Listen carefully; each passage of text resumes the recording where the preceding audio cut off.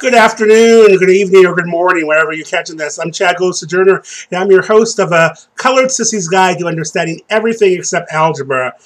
We haven't been on for a while because I've been doing a play and what have you, but I wanted to come on and talk briefly about Jason Collins and his coming out this morning and what that says about him and what it says about us as a larger community. Some of you remember several years ago after John Amici came out, I wrote a piece called This Is for the Sissies that really talked about the interesting fact about people coming out later in life and a whole bunch of other things. What I find interesting about Jason Collins is all the big deal that's happening both on the Twitter and with other people.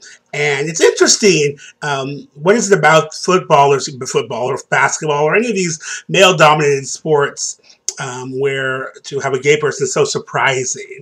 As I've said many times, any place you find men, you will find a higher number of homosexuals than other places. So that'd be the military, fraternities, sports teams, you're going to find them. I also find it interesting about Jason Collins, although he is still active, his story is kind of like John Amici's. You know, he's 34, he's a free agent, he doesn't know if he's going to get picked up, he's not in his prime. This doesn't take away from it, but it does say something, which is kind of goes to my initial argument, is that we need to start embracing and looking at people who are living their truth, you know, from jump.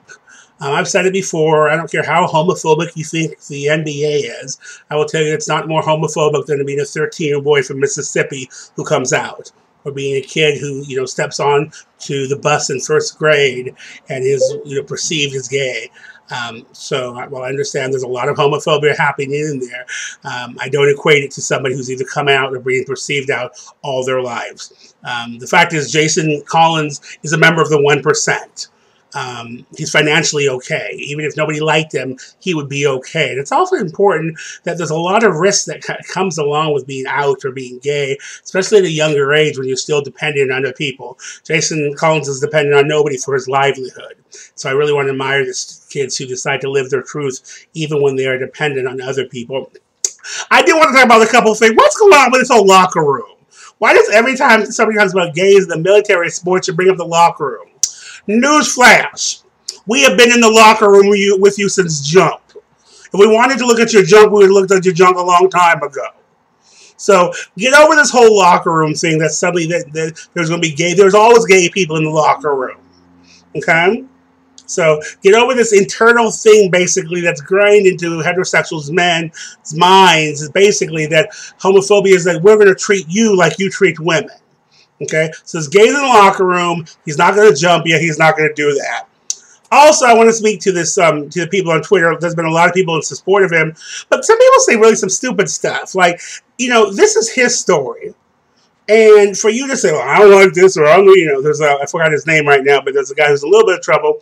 He's an ESPN reporter, excuse me, and was commenting on his Christian, that Jason Collins is not a Christian. Now, I don't know if Jason Collins ever claimed to be a Christian, but what I do know, as a Christian who's been run with Jesus in the Carter administration, is that the NBA is not Christendom.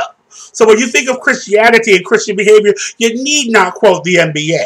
So while there are Christians in the NBA, you know, nobody was running around talking about being Christian when y'all was having baby daddies and showing up on Maury and stuff. So I think that's interesting. The second part of it, though I need to applaud this man, this ESPN gentleman who I don't know his name.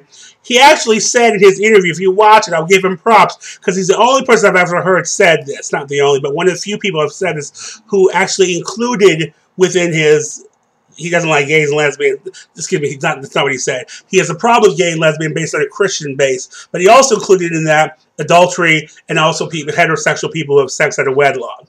And very often that's left to the side. Somehow homosexuality is that one sin that matters and all these other sexual sins don't matter. Hopefully this will be the beginning of people living in their truth. But the only way that can happen is for the body, for the bigger people, to not make it such a big deal. Sports are about money. It's about lots of money.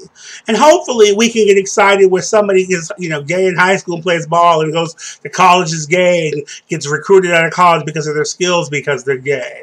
As long as, you know, gay people in professional sports and other things, and it's not just unique to professional sports, it used to be this way in corporate America, you know, they'd be gay on the side. We used to call revolving closet doors when I lived in New York.